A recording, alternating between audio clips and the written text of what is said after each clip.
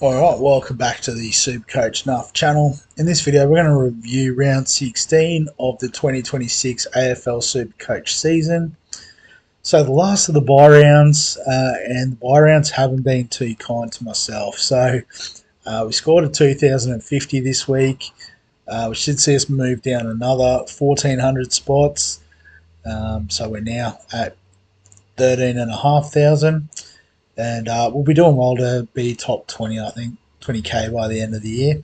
Such is the way it's going. But if you have a look at the team, so Lockie Ash with the 93 was okay. Bodie Hewlin. So I think with all my videos last week, I made changes afterwards. I just thought, you know what, I'm looking at a bit of a pod. You know, I could go Nass, I could go Holmes this week as that sort of replacement for Jack Sinclair. But then I just thought, well, I'm not going to make spots by picking the same person everyone else is picking. Sort of had to go against the grain. And yeah, Hewlin's been sneaky good. So I just thought, let's full send it. And he scored a 114 this week. So off 1 week sample, pretty happy with the start. Geordie Clark with a 119, a nice little bounce back to form for him. Sam Banks, the cheaper option we brought in, 51 for him. So yeah, not quite the 80s and 90s from the last couple of weeks, but we'll have a bit more of a look before we, you know, sort of commit to burning our last two trades.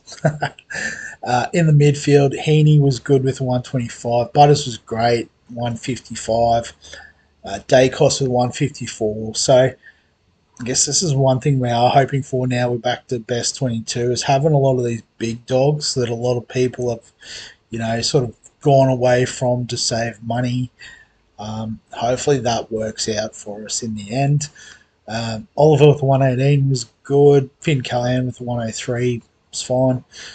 Sarong with 85 was a bit below average, but it is what it is. We did get Cummings 82. We did get Hall Cahan 61 on field with the two buys there. So some decent scores from the cheapies. In the rucks, so Grundy with 90 as our VC wasn't going to cut it, so we left it on Luke Jackson. And 119 is fine.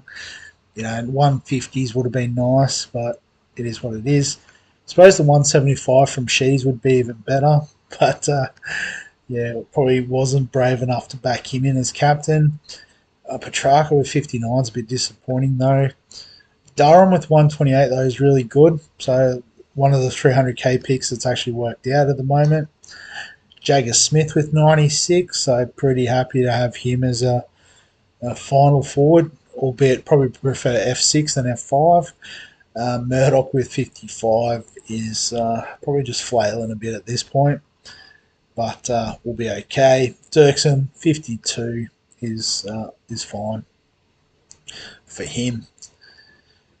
So if we have a look at the head-to-heads this week, or the leagues, so got done by Cotton On and Farms, Jason's team. Mostly off the back of him, VC and Dacos, so that's a nice little get. Whitfield with 119, so 20 points on Ash. BJ with 67 up front's handy. LDU bounces back with a 146. Dawson continues to be strong with a 124. Andy Brayshaw with a 131 was nice. Murphy Reed with a 94 is decent. And then you obviously had a few of the same players as me. But across the league, 23, 22, that's 24 rather. Katrina is well and truly stacked. And she's got the top score yet again in the league. So Chad Warner with a 150, Will Ashcroft, so the two big dogs on that Thursday night game, had both of them.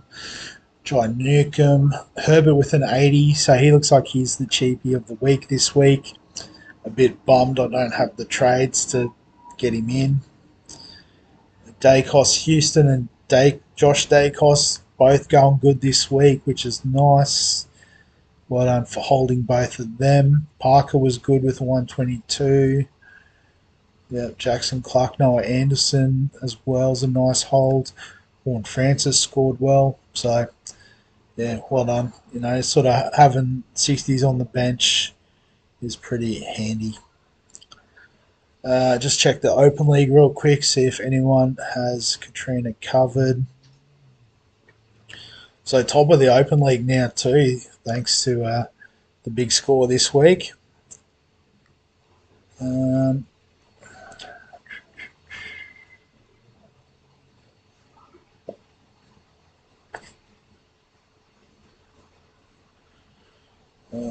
losing faith, yep, we're at the bottom. So yes, well done, Katrina, smashing it overall, head to head, the whole lot. All right, other players that went good this week. So we have the top three, which is nice. So we've featured Chad Warner, LDU, Caleb Daniel, so another North defender doing all right. Mason Redman with a 128. Could he be a bargain basement D6 option? Probably still out. Well, whichever way I slice it, I've got to use the two trades if I want to commit to that. Dawson, Parker, yep. So Sam Walsh, 122. Good for owners. Cripper, 119. Josh Wall with 115. Sort of one I did toy around bringing in, but went the pod in Newland. Rechko, so if you held on to him on 113, he's going to make you some more cash. It's his break even now. Reset to 19. Pretty nice. Yeah, nothing else really jumps out. Levi Ashcroft, nice score for him, but averaging 75 this year, I don't think it's a viable option.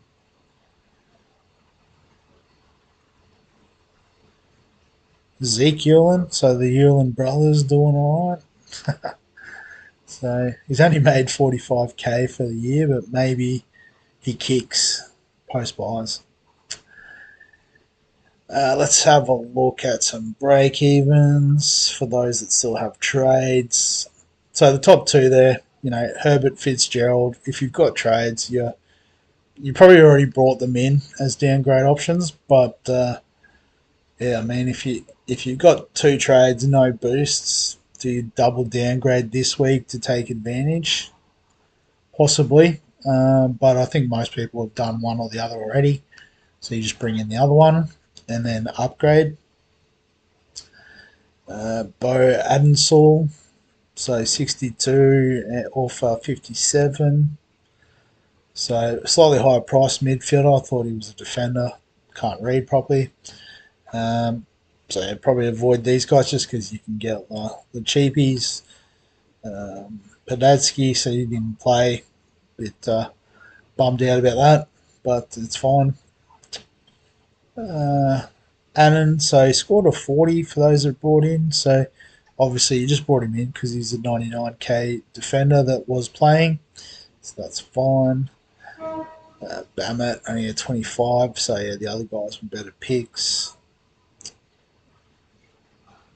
Don't necessarily know if there's anyone on the bubble this week. Maybe Zato, but averaging 27 is not worth worrying about.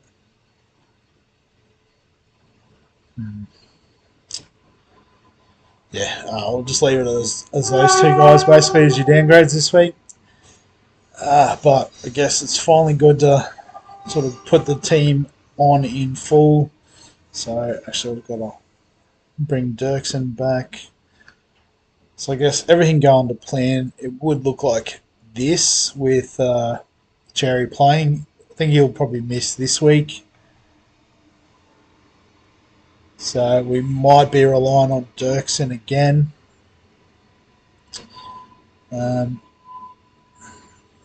So obviously we'll just do the swing around there. Get him on field. So I might have had this idea of sort of having these guys cover defence and midfield, but yes, I guess you're sort of stuck with one of them on your mid bench, which is not ideal. But yeah, I think you can pick and choose who you want to play. But Adelaide against West Coast, so you'd probably lean towards Hall Caine this week. Also coming, have they done the DPP? Did he miss out, or is there one more week? I need to jump on the Code Sports site and have a quick look. Sort of haven't really looked at anything today. Injury ladder.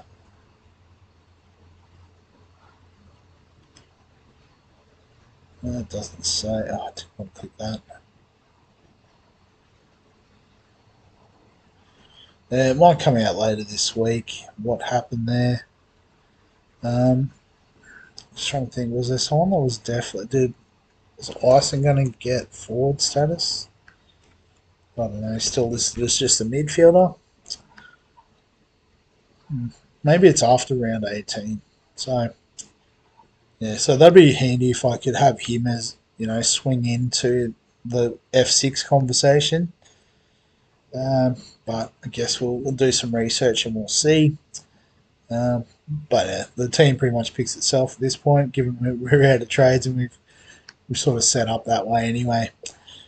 So captain, vice captain. So you got Baz at GMHBA against the Lions. Or could look at Grundy at Friday night against the Dogs. Surely, that's just how little I've been paying attention. Is Tim English back? DNP, so probably not. So if he's not playing, I'll probably lean towards that, truth be told. Adelaide West Coast, so if you've got a Jordan Dawson, could be handy. Maxi Gawn against the Hawks, the double team ruck. Jackson and Sadavo, probably not.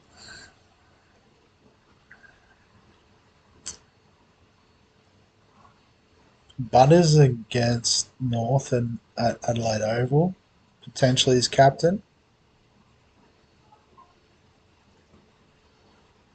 Yeah, something like that, I think, could be the go.